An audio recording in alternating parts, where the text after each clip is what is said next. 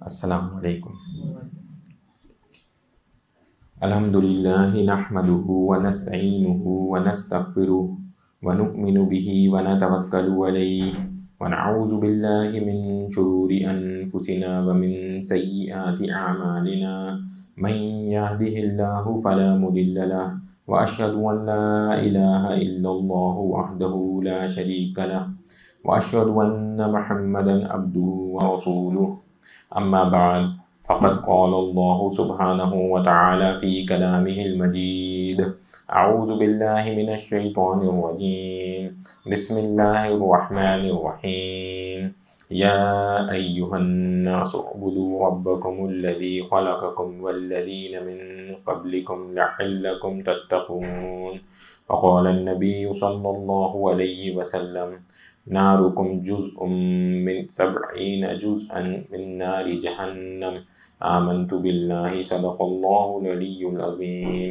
وصدق رسولہ النبی الکریم۔ انشاءاللہ آج سورہ بقرہ کا تیسرا رکوع شروع کریں گے، تو اس سے پہلے ایک تھوڑا سا ہم ریوائز کر لیتے ہیں کہ ابھی تک کیا کیا بات ہوئی۔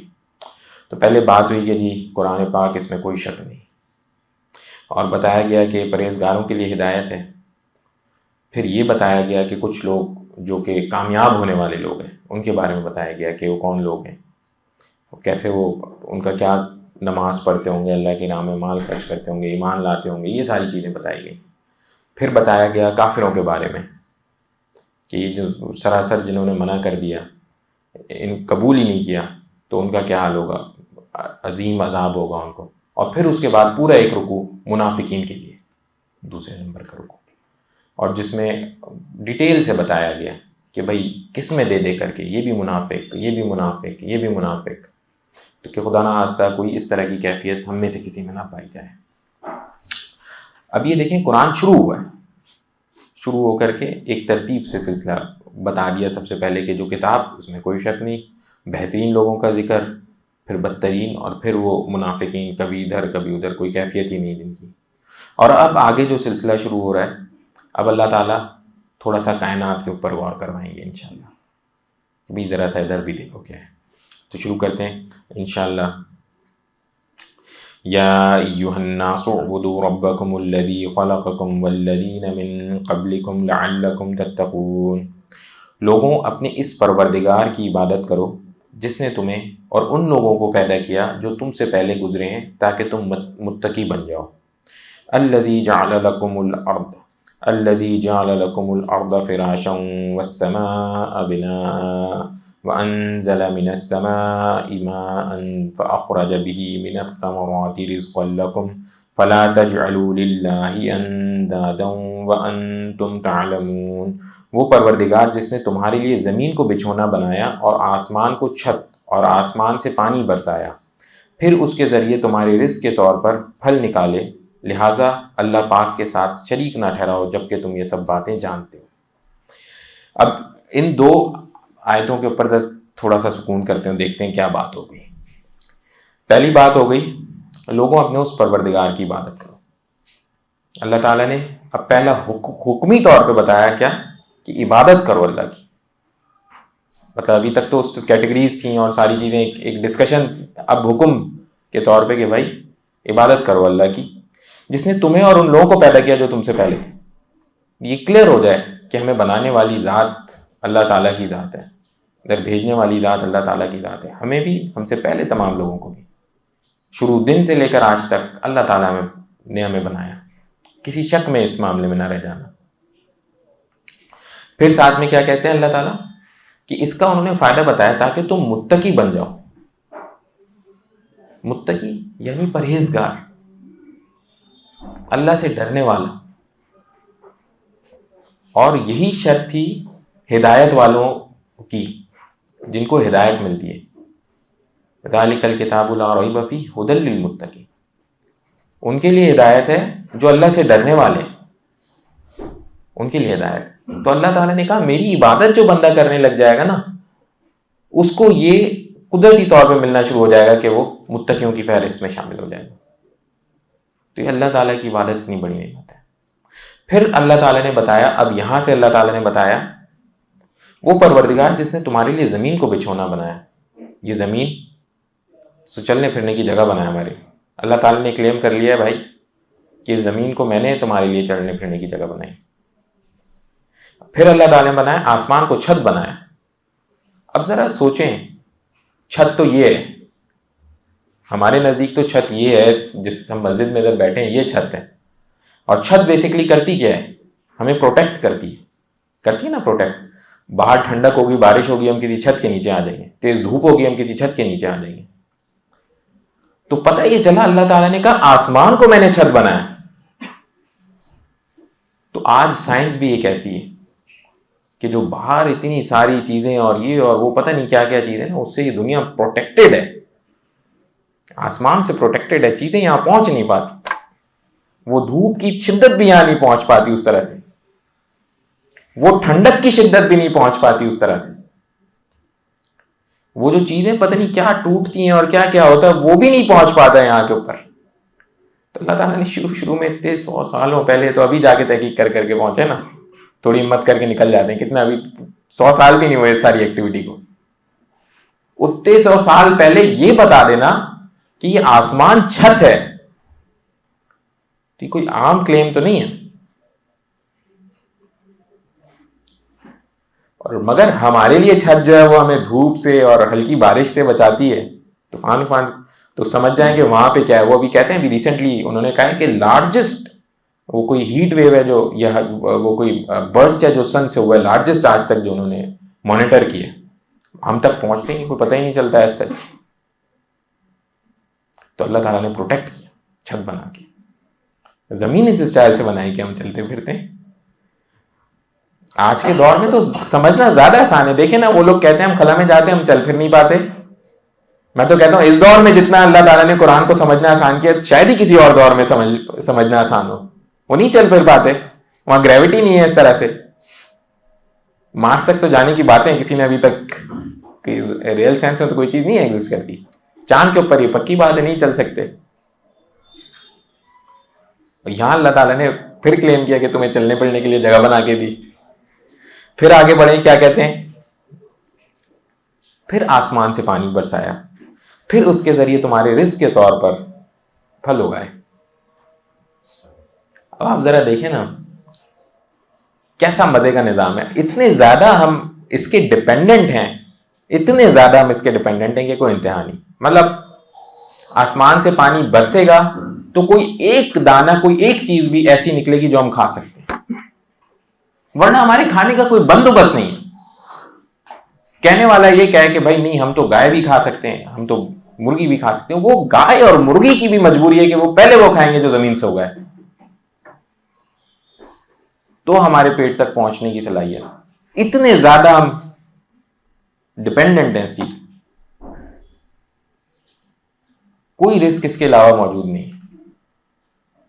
تو اللہ تعالیٰ یہ بالکل شروع میں بتا رہے ہیں بھائی دیکھو یہ چیزیں جو دی گئی ہیں یہ عام بات نہیں ہے، اس کو غور کرو اس کے اوپر۔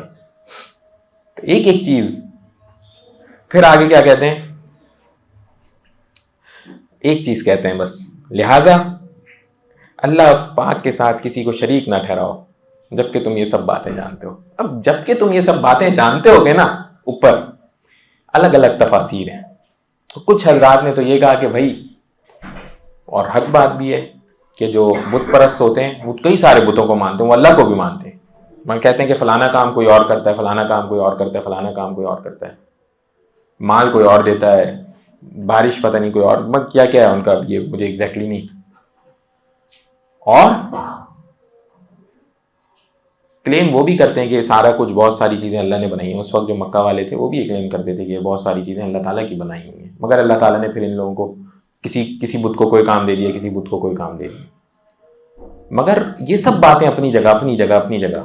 میں کہتا ہوں اگر سمجھنا ہے نا، سمجھنا ہے تو ہم لوگوں کو سمجھنے کے لیے صرف ایک بات کافی ہے کہ ہم انسان ہونے کی حیثیت سے جب اتنا کچھ سمجھ سکتے ہیں نا کہ ہاں واقعی اس دور میں اس بارش کے بغیر گزارا نہیں، یہ آسمان حقیقتاً ایک چھت ہے، یہ زمین ہمارے چلنے کے لیے بنی ہوئی ہے، تو کلیم کرنے والی ذات ان سبوں کو بنانے کی صرف اور صرف اللہ ہے، کوئی اور ہے کلیم کر رہا ہے تو وہ مجھ سے شیئر کر لیں کہ کسی اور نے بھی کہا ہے کہ یہ زمین میں نے بنائی ہے، یہ آسمان میں نے بنائی ہے، یہ پانی میں نے بنایا ہے، یہ ستارے میں نے بنائے ہیں. کوئی بھی اور ایسا کانٹینٹ مٹیریل ہے وہ مجھ سے شیئر کریں، اور نہیں شیئر کر سکتے تو اس کے اوپر یقین لے آئیں کہ یہی وہ ذات اللہ تعالیٰ کی ہے جس نے سب کچھ بنایا ہے. اس سے آگے جانے کی ضرورت ہی نہیں ہے. بات سمجھ میں آ رہی ہے؟ پکی بات ہے، سمجھ میں آ رہی ہے. تو اس دور میں نا یہ سمجھنے کے لیے کافی ہے، بس کوئی اور ذات ہی نہیں ہے جو کلیم کرنے کو تیار ہو یہ آسمان میں نے بنایا، یہ زمین میں نے بنائی. تو اللہ تعالیٰ نے کیا کہا کہ یہ سب کچھ میں نے بنایا ان انسانوں کے، لہٰذا میرے ساتھ شریک نہیں کرنا. تو ایک اللہ والے اپنا قصہ بتاتے ہیں کہ کوئی ایک بندہ ان سے ملا اور وہ ایتھسٹ. تو ان کو انہوں نے کہا کہ بھئی یہ سب کچھ اللہ تعالیٰ نے انسانوں کے لیے بنایا ہے. اس نے کہا یہ کیا بات ہوئی، انسانوں کے لیے تو نہیں بنا سکتے. کیوں نہیں بنا سکتے بھائی؟ اس نے کہا انسانوں کو تو دیکھیں نا کل 4 یا 5 چیزوں کا کھانا کھانا ہوتا ہے. مچھلی کھا لے گا، 6-8 طرح کے گوشت کھا لے گا، اسی طرح سے یہ گنتی کی 4 اور چیزوں کی ضرورت ہو جائے گی. تو اگر انسانوں کے لیے ہوتا تو اتنی چیزیں بناتے نا، اتنی زیادہ چیزیں بنانے کی کیا ضرورت تھی کہ کبھی کوئی نئے قسم کے کیڑے آ جاتے ہیں، کبھی کچھ ہو جاتے، کبھی کچھ ہو جاتے. اس کی کیا ضرورت ہے کہ انسانوں کے لیے تھا تو اتنا ہی کافی تھا. سبحان اللہ. تو اللہ والے نے جواب کیا دیا، دیکھو اگر کوئی انسان بناتا نا انسانوں کے لیے تو وہ اتنا ہی بناتا. تو بنانے والی ذات جو ہے نا اللہ تعالیٰ کی ہے، پہچانو اس کو کہ یہ انسان کا کام نہیں ہے. اور دیکھیں کیا خوبصورت چیز ہے، کیا دین اسلام، ماشاء اللہ لا قوت الا باللہ. تو ایک حدیث میں آتا ہے، اب ذرا آپ سمجھیں، واقعی ہمیں بہت ساری چیزوں کو سمجھ بھی، ہمیں تو نام بھی نہیں پتا ان کی یہ ہیں کیا. کبھی کبھار کتاب کھولو اس میں ایک چھوٹا سا کیڑا چل رہا ہوتا ہے، اس کیڑے کا نام تو کوئی ذرا بتائے نا کون ہے وہ کیڑا، کہاں سے آ گیا، وہ کیا چیز ہے بھائی، اتنا سا، وہ کہاں سے کیا کھا رہا ہے، کیا پی رہا ہے، کدھر زندہ ہے، اس کی زندگی کیا ہے، پیدا کرنے والا کون ہے. کتاب کے اندر پھلوں کی تو بات ہی نہیں کر رہا، چھوڑیں، کتاب میں کیا کھا رہا ہے وہ بیٹھ کے. تو بات اتنی سی ہے، جب یہ پیدا کرنے کی بات ہوئی، سب کچھ ہوئی، تو ایک چیز سمجھ جائیں یہاں کے موقع کے اوپر، اللہ تعالیٰ نے یہ سب کچھ بنایا صرف اور صرف انسانوں کے لیے. اس کے ساتھ شریک نہ ٹھہراؤ، اس کی بات مان جاؤ. تو یہاں کے اوپر اللہ تعالیٰ نے زمین کائنات کی کیفیت بتائی، ساری چیزیں سمجھائیں، پھر آگے لے کر چلے. وَإِن كُنتُمْ فِي رَيْبٍ مِّمَّا نَزَّلْنَا عَلَىٰ عَبْدِنَا فَأْتُوا بِسُورَةٍ مِّن مِّثْلِهِ مِن دُونِ اللَّهِ إِن كُنتُمْ صَادِقِينَ. اور اگر تم کو اس کتاب میں جو ہم اللہ پاک نے اپنے بندے محمد صلی اللہ علیہ وسلم پر نازل فرمائی ہے کچھ شک ہو تو اس طرح کی ایک صورت تم بھی بنا لاؤ، اور اللہ پاک کے سوا جو تمہارے مددگار ہوں ان کو بھی بلا لو اگر تم سچے ہو. تو کہا گیا کہ ایسی کتاب، اس کی ایک صورت جیسی کوئی بھی لے آؤ اگر تم سچے ہو. پھر آگے فَإِن لَّمْ تَفْعَلُوا وَلَن تَفْعَلُوا فَاتَّقُوا النَّارَ الَّتِي وَقُودُهَا النَّاسُ وَالْحِجَارَةُ أُعِدَّتْ لِلْكَافِرِينَ. پھر بھی اگر تم یہ کام نہ کر سکو، اور یقیناً کبھی نہیں کر سکو گے، تو ڈرو اس آگ سے جس کا ایندھن انسان اور پتھر ہوں گے، وہ کافروں کے لیے تیار کی گئی ہے. ان 2 آیتوں پہ رکتے ہیں ذرا. دوبارہ میں یہ کہوں گا، اس دور میں اس بات کو سمجھنا تو کوئی مسئلہ ہی نہیں. ایک آیت کا اللہ تعالیٰ نے کہا تھا 1400 سال پہلے کہ لے آؤ. تفاسیر لکھنے والوں نے یہ لکھا کہ عربی ایسی لکھی ہوئی ہے اس میں کہ اس دور کے بڑے بڑے شاعر بھی ایسی عربی نہیں لکھ سکتے تھے. میں کہتا ہوں چھوڑ دیں وہ باتیں، میں تو کہتا ہوں پریکٹیکل بات کریں. پریکٹیکل بات تو یہ 1400 سال گزر گئے نا، کوئی ایک صحیفہ تو لے آئیں، ایک پیج تو لے آئیں جو پڑھا جاتا ہو. ایک پیج لے آئیں نا جو ایسی حکایات بیان کرتی ہو اور پڑھتے ہوں، لوگ دل لگا کے پڑھتے ہوں، لکھا ہوا عمل کرتے ہوں. کوئی ایک صحیفہ تو لے آئیں. ہماری سوچ، ابھی بات ہو رہی تھی نا، اللہ نے کلیم کیا یہ زمین میں نے بنائی، آسمان میں نے بنایا، یہ میں نے بنایا. کون ہے دوسرا جو لے کر کے آیا اور وہ کلیم کرے کہ میں نے بنایا؟ تو کون سا وہ صحیفہ جس میں ایسا کلیم ہو گیا کہ کسی اور ذات نے یہ سب کچھ بنا دیا؟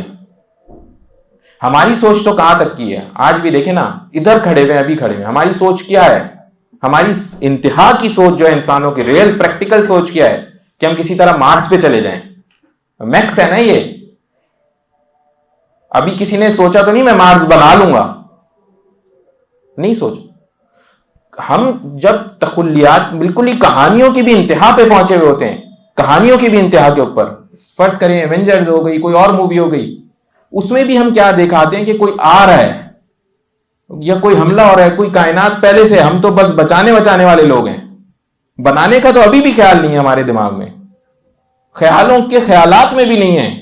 تو 1400 سال پہلے کلیم ہو رہا ہے کہ بھائی یہ ہم نے بنایا, جس میں تم صحیح سینس میں ریل میں چل پھر رہے ہو اور کام کر رہے ہو اور پوری زندگی گزار رہے ہو.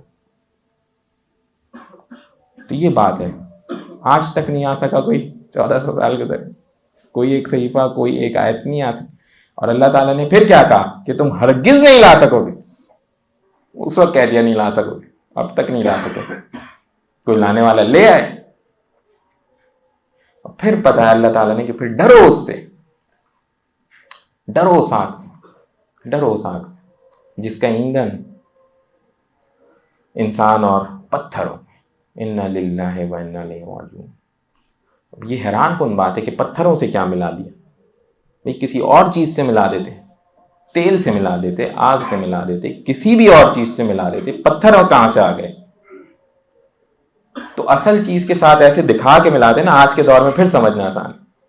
ہاں بھائی, اصل میں اس دنیا کے اندر دیکھیں نا, والکینوز موجود ہیں, تو اس کا ایندھن کیا ہوتا, کیا جل رہا ہوتا ہے اس کے اندر, پتھر جل رہے ہوتے, اور کس شدت پہ ہوتے ہیں. تو جو یہ لوگ کیلکولیٹ کر پائیں مطلب حد ان کو, وہ جو جہاں تک وہ لوگ میجر کر پائیں, کہ جا تو نہیں سکتے, بہت ہی لوہا شوہا پگھل جاتا ہے, کیا کوئی چیز پہنچے گی وہاں تک. جو کیلکولیٹ کر پائیں وہ 1300 ڈگری تک کا ہے, 1300 ڈگری سینٹی گریڈ. ادھر 50-55 ہوتا ہے نا, 47 کے پاس ہوتا ہے, ہم لوگ یہاں لوگ سڑکوں پہ مرنا شرنا شروع ہو جاتے ہیں. 46-48 ہوتا ہے نا, لوگ مرنا شروع ہو جاتے ہیں گرمی کی وجہ سے.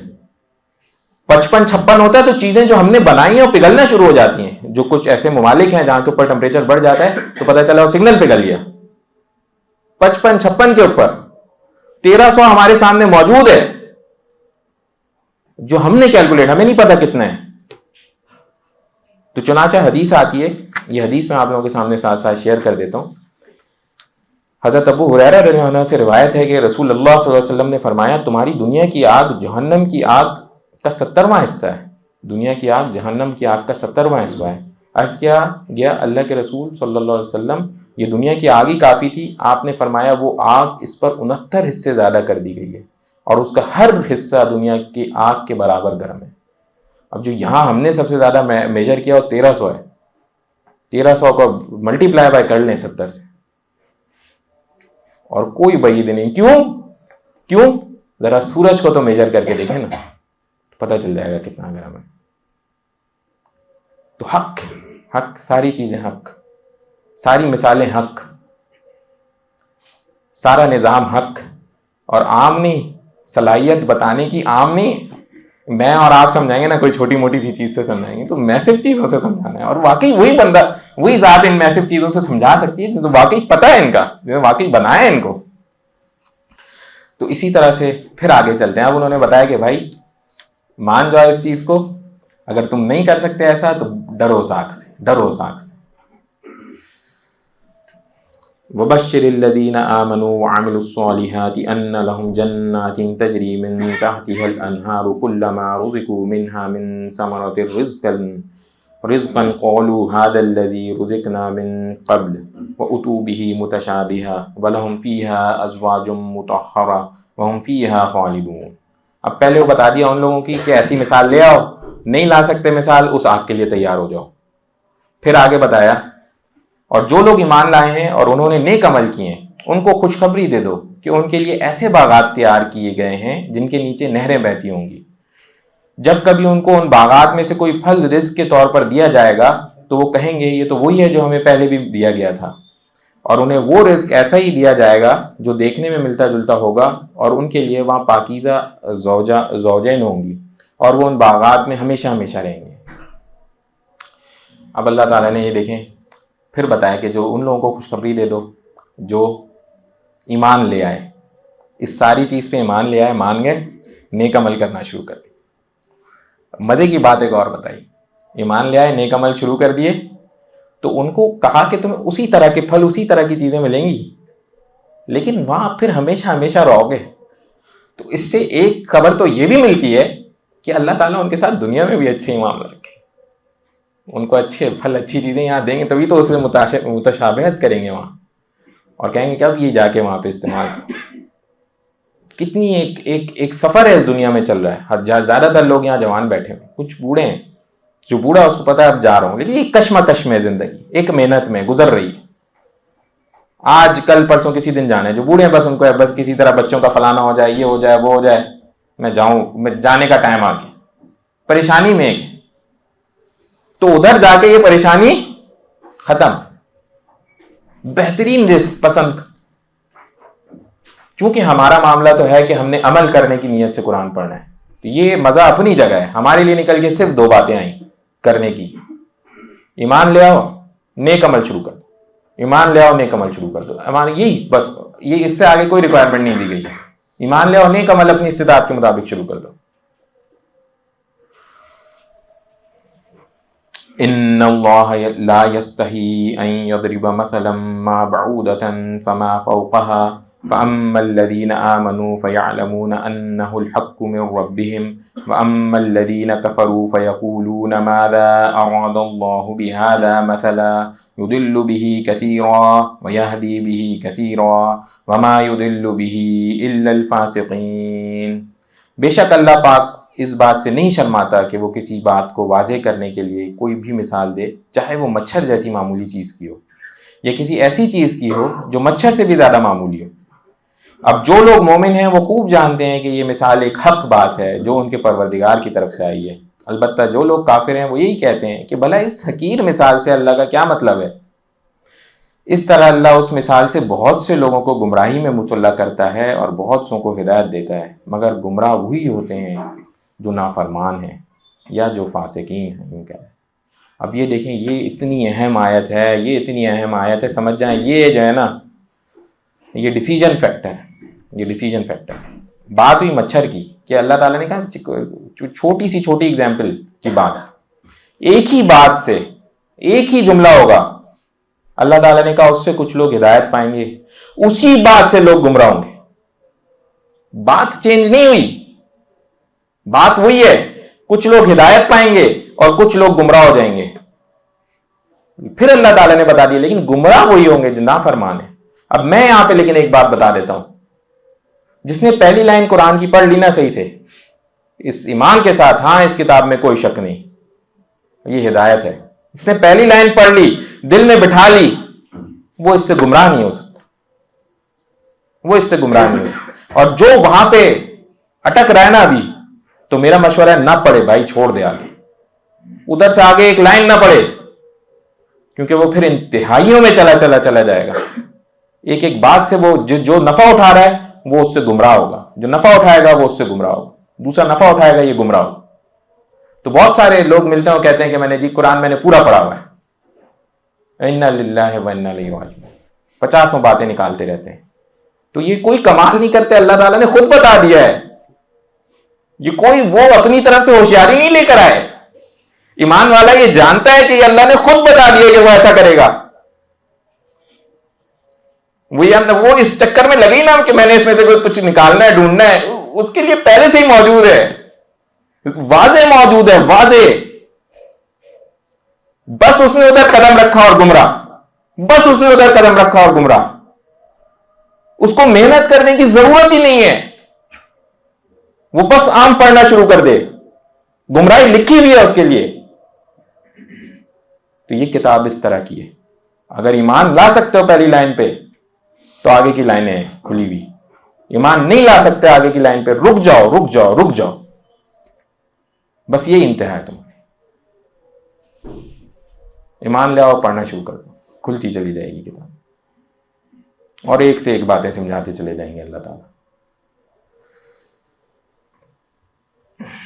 اور مچھر کی چھوٹی سی مثال اس دور میں کافروں نے اس مچھر کی بات کہ اللہ تعالیٰ نے, یہ مچھر کی مثال سے کیا ہوتا ہے, اب آج کے دور میں تو ہم سمجھتے ہیں مچھر کتنی بڑی چیز ہے، اس دور میں تو کسی کو بھی نہیں پتا تھا. آج سب سے زیادہ بات کورونا سے نہیں ہوتی، مچھر سے ہوتی. ملیریا سے سب سے زیادہ لوگ مرتے ہیں، اور ڈینگی ہمارے سامنے ہے. ایک مچھر سے انسان، وہ چھوٹی سی چیز بھی اپنی جگہ ایک زور رکھتی ہے. الذین ینقضون عہد اللہ من بعد میثاقہ ویقطعون ما امر اللہ بہ اولئک هم الخاسرون. وہ جو اللہ پاک سے کیے ہوئے عہد کو پختہ کرنے کے بعد بھی توڑ دیتے ہیں، اور جن رشتوں کو اللہ نے جوڑنے کا حکم دیا ہے انہیں کاٹ ڈالتے ہیں اور زمین میں فساد مچاتے ہیں، ایسے لوگ بڑا نقصان اٹھانے والے ہیں. اب یہاں بات ہو رہی ہے جو لوگ اللہ تعالیٰ کے ساتھ کوئی عہد، کوئی وعدہ کر کے توڑ دیتے ہیں. یہ کون سا عہد ہے؟ کون سا وعدہ ہے جو کر کے توڑ دیا؟ تو آگے قرآن میں ایک جگہ آتا ہے کہ جب یہ ساری روحیں تھیں، یہ روحیں موجود تھیں، تو اللہ تعالیٰ نے ان سے عہد لیا تھا. ہاں بھائی، کون ہے رب؟ کون ہے رب؟ تو ساروں نے عزم اٹھایا تھا، یہ رب ہمارے اللہ ہیں. آپ تو تفاسیر میں آتا ہے، دیگر تفاسیر ہیں کہ یہ اس عہد کو توڑنے کی بات ہے. جب وہ وہاں سے یہاں آیا، اتنا کچھ دیکھنے کے بعد، سمجھنے کے بعد عہد کو توڑ دیا کہ میرے رب کوئی نہیں. اور یہ اس کے اندر اللہ تعالیٰ نے قدرتی طور پہ ڈالا ہے. ایتھس سے ایتھس بھی ہے نا، اس کے اوپر جب کیفیت آتی ہے موت کی، جاننے ادھر بالکل حالت اگلے کی اپنے کسی محبت والے کی خراب ہو رہی ہوتی ہے نا، تو اس کا سب سے زیادہ برا حال ہوتا ہے. آپ یقین مانیں، جو اللہ والا ہے نا اس کو پھر بھی پتا ہوتا ہے اسے جانا ہے. جو اللہ والے نہیں، ایتھس سے وہ تو یقین مانے اس کو کہیں پہ جا کے کوئی سر بھی ٹیکنے کو بولے گا، سر ٹیکے گا، اس کو بچاؤ، کچھ کر سکتے ہو تو اس کو بچاؤ. ایمانی کیفیت ہی نہیں ہے تو معاملہ ہی نہیں ہے. تو یہاں کے اوپر اس عہد کو توڑنے کی بات ہے کہ جو بندہ اس عہد کو توڑ دیتا ہے یہاں کے اوپر آ کر کے، تو بس وہ اس کا کیا ٹھکانا ہے. اور باقی رشتے بھی ہیں، آگے پتہ چلیں گے اور کیا کیا رشتے ہیں جن کو اللہ تعالیٰ نے حکم دیا کہ ان کو جوڑ کے رکھو. تو ان کے لیے سخت عذاب ہے، سخت تکلیف ہے، بڑا نقصان ہے. کیف تکفرون باللہ وکنتم امواتا فاحیاکم ثم یمیتکم ثم یحییکم ثم الیہ ترجعون. تم اللہ پاک کے ساتھ کفر کا طرز عمل آخر کیسے اختیار کر لیتے ہو، حالانکہ تم بے جان تھے، اسی نے تمہیں، اللہ پاک نے، اسی نے تمہیں زندگی بخشی، پھر وہی تمہیں موت دے گا، پھر وہی تم کو دوبارہ زندہ کرے گا، اور پھر تم اسی کے پاس لوٹ کر جاؤ گے. اب دیکھیں یہاں کے اوپر بات کی انسان کی پیدائش کی، کیسے پیدا ہوئی. تو اللہ تعالیٰ نے پہلے کہا کہ اسی نے تم کو زندہ کیا. تو پہلے یہ انسان نوٹ کرے نا، سارا کا سارا پھر ایک ڈیڈ سچویشن میں، پھر وہاں سے پیدا ہوتا ہے، ایک بار زندگی دی جاتی ہے. مری ہوئی کیفیت تھی. جن چیزوں سے بنتا ہے، جیسے بنایا جاتا ہے، وہ ساری نان لیونگ تھنگس. اور آج کے دور میں دوبارہ سمجھنا سب سے آسان ہو گیا. ٹیسٹ ٹیوب میں بھی وہ لوگ بچے پیدا کر لیتے ہیں. اس کا مطلب نان لیونگ تھنگس تھیں ساری، اس طرح سے نہیں. اور تھوڑے سے ٹائم کے اندر جا کر کے وہ سارا وہ ریئیکشنز وغیرہ کرا کر کے، جب تک وہ تھیں لیونگ، وہ ان کی بھی اگر آپ اس پہ چلے جائیں تو کہتے ہیں نا، وہ جو ایک انڈا ہے نان لیونگ تھنگ ہے، اسی سے چوزا نکل کے آ جاتا ہے مردہ سے. تو ویسے ہی جوڑ کر کے اللہ تعالیٰ نے ساری جگہوں سے جوڑ کر کے انسان کو بنایا، بتایا ایسے بنایا. 1400 سال پہلے بتا دیا ایسے بنایا. بھائی آج اتنی محنت، یہ وہ ساری سٹوری. پھر اس کے بعد بتایا کہ یہ دیکھو اب مر جاؤ گے، پھر دوبارہ زندہ کیے جاؤ گے. تو 2 بار ڈیڈ والی کیفیت ہے. 2 بار. پہلے سے ہی ڈیڈ یہاں موجود تھے، وعدہ وہاں ہو چکا تھا، زندہ کیے گئے، بھیجے گئے. اب ڈیڈ کیے جاؤ گے، دوبارہ زندہ کیے جاؤ گے، واپس پہنچائے جاؤ گے. اب وہ پتہ چلے گا کہ کہاں جاتے ہو بھائی، جنت میں جاتے ہو، دوزخ میں جاتے ہو، جہاں گزارو گے اب باقی کا سارا مرحلہ.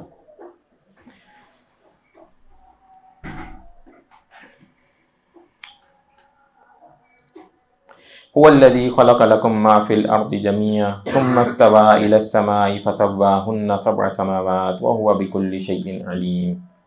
وہی تو اللہ ہے جنہوں نے سب چیزیں جو زمین میں ہیں تمہارے لیے پیدا کی، پھر آسمان کی طرف متوجہ ہوئے تو ان کو ٹھیک 7 آسمانوں میں بنا دیا، اور وہ ہر چیز سے خبردار ہے. تو اللہ تعالیٰ نے آخر میں یہ بتایا کہ بھائی وہی اللہ ہے جس نے ساری چیزیں تمہارے لیے پیدا کی، ساری چیزیں تمہارے لیے پیدا کی، اور آسمان 7 آسمانوں میں بنا دیے. اب کوئی دوبارہ یہاں کہتا ہے کہنے والا وہ یہ تھے کہ وہ کتاب میں وہ جو چونٹی ہے وہ جو کیڑا ہے وہ میرے لیے کس کام کا کیڑا ہے، وہ میرے لیے کس کام کا کیڑا ہے بھائی؟ کہتے ہیں اللہ تعالیٰ تمہارے لیے پیدا کیا. تو ایک تو دنیاوی جواب میں آپ کو بتا دیتا ہوں، پھر میں آپ کو دینی اعتبار سے بھی بتا دیتا ہوں. اتنی کئی ساری چیزیں اس دنیا میں موجود ہیں جو بظاہر انسان کو لگتا ہے اس کے لیے نقصان دہ ہیں، اور کسی نہ کسی ذریعے سے وہی اس کے کام آ رہی ہوتی ہیں، کسی نہ کسی ذریعے سے وہی کام آ رہی ہوتی ہیں. جیسے فار ایگزامپل بہت سارے جانور ایسے ہیں جن کا زہر نقصان دہ ہے، اور وہی زہر دواؤں میں استعمال ہو رہا ہوتا ہے، اسی سے وہ بندہ ٹھیک ہو رہا ہوتا ہے. پھر یہی کیڑے مکوڑے نہ ہوتے، چیزوں کو کھا پی کے ختم نہ کرتے ہوتے، کتنا سارا تو ہم تو سمیٹ ہی نہیں سکتے تھے. تو ایک دن کیا ہوا کہ ایک جگہ ایک دعوت تھی، تو ایک صاحب بتانے لگے کہ وہ رات ہو گئی، تھک گئے کافی، تو دعوت ہوئی، لوگ وہاں پہ کھانا آنا ایسے گرا پڑا چھوڑ کر کے چلے گئے. اب وہ تھکے ہوئے تھے، کہتے کہ جی اس وقت ابھی کہاں سمیٹوں، سو جاتا ہوں، صبح اٹھ کے سمیٹوں گا. کہتے سو گیا، صبح اٹھا تو ایک دانہ بھی نہیں تھا. تو میں نے اللہ کا شکر ادا کیا، میں نے کہا اللہ یہ چونٹیاں آپ نے بنائی ہیں، یہ اگر آج نہیں ہوتی تو ابھی سارا بیٹھ گیا، میں نہیں سمیٹنا تھا. سارا سمیٹ کے صرف اور صرف برتن شرتن جو خالی رہ گئے تھے وہ چھوڑ گئے. تو پتہ نہیں کیا کیا چیزیں کس لیے ہیں. چنانچہ ایک حدیث میں آتا ہے، اب ذرا آپ سوچیں، وہی جو بنانے والی ذات ہے وہ جانتے ہیں، ان کا طالب علم جب علم حاصل کرتا ہے، دین کا علم حاصل کرتا ہے، ہم بیٹھے ہیں تو فرشتے جو آسمانوں میں، پرندے جو آسمانوں میں، مچھلیاں جو پانی میں، چونٹیاں اور تمام کیڑے جو جگہ جگہ کے اوپر، وہ اس کے لیے مغفرت کی دعا دی. سبحان اللہ، سبحان اللہ.